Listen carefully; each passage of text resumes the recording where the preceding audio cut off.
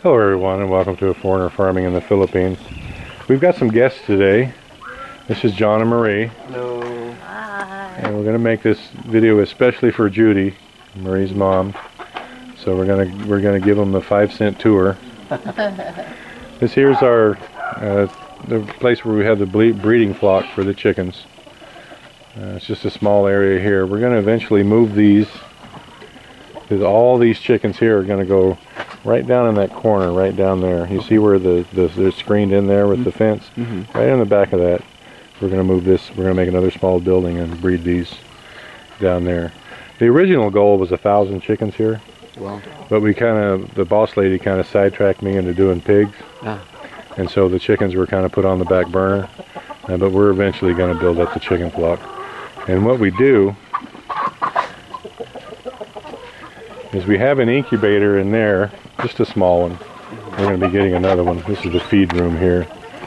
That's the incubator there. This is the feed room. This is where Marcel and I actually lived about the first 6 weeks that we were here, that tiny little room there. But we do the incubator, and then we hatch off the chicks. And those are the little guys that were hatched about 10 days ago. And so we moved them down to the area down there. We'll move them in about another 10 days.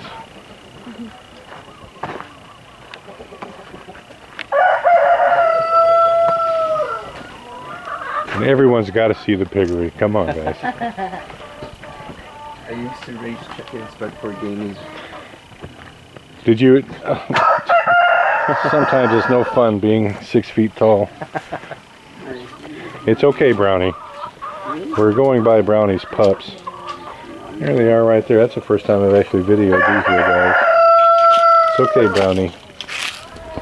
She only had 3, miraculously. We've only got 3 to give away.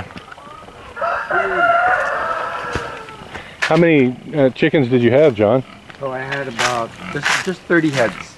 30 head? But I moved them to Iloilo. I had them in Manila for a while, and then it got too expensive to keep them there. So I transferred them to a French farm. What made the expense so high to keep them in Manila? I was leasing a land. And I assume it was really expensive there. And then I was paying someone to take care of the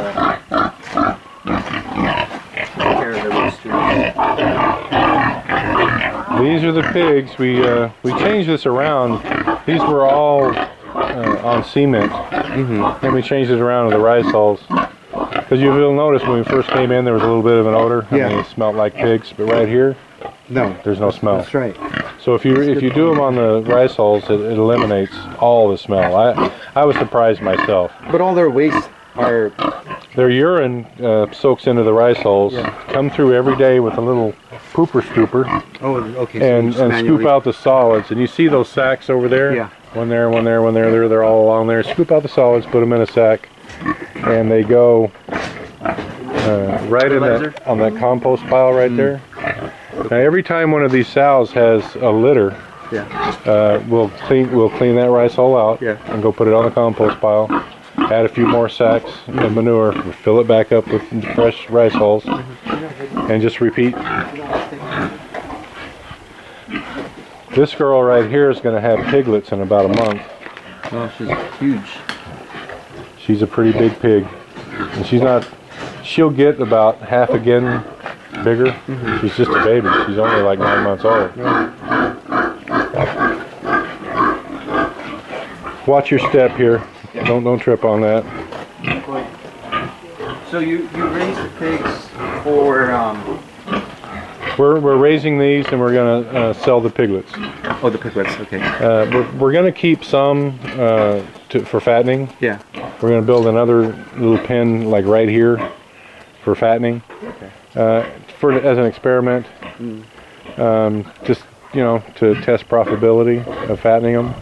The feed is getting so expensive now. Inflation in the Philippines, it's just getting so expensive.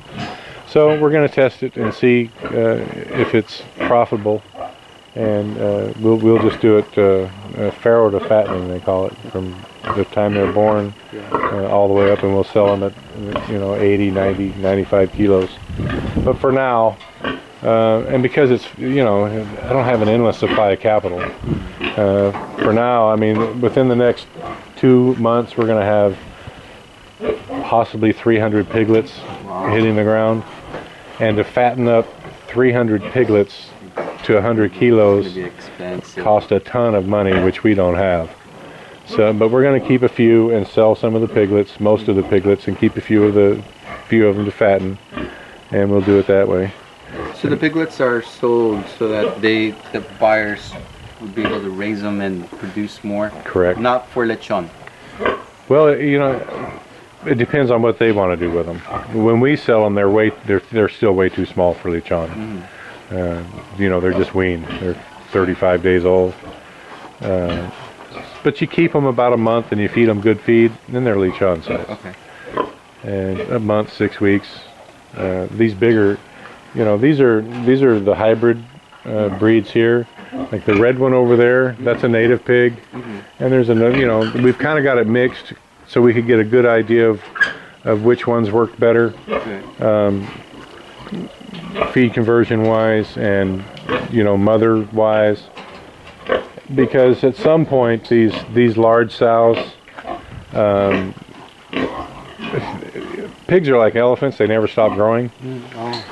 So when these sows get up to 350 kilos, which they will in 2 or 3, 4 years, you're still only going to get 10 or 12 piglets out of them, but you're feeding an animal that's almost as big as a carabao. So you end up